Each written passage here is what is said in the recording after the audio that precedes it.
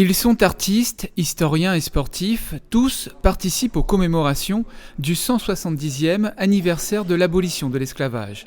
Soutenus par le département, ils ont mené des actions tout au long de cette année et préparent un grand 20 décembre au musée de Villèle. Le département, chaque année, accorde une importance particulière à cet événement.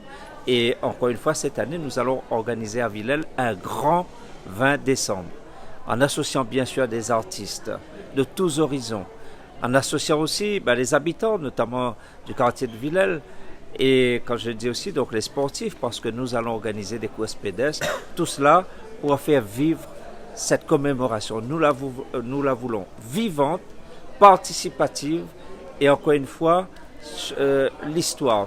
Faire en sorte que chacun puisse s'approprier une part de l'histoire de la Réunion. Dans le cadre de ces commémorations, le musée de Villèle accueille une exposition sur l'étrange histoire de Furcy Madeleine, un esclave réunionnais qui s'est battu pour défendre sa liberté. Le site de Villèle et la chapelle Pointue accueilleront près de 200 artistes pour les festivités du 20 décembre avec la reconstitution d'un grand camp marron.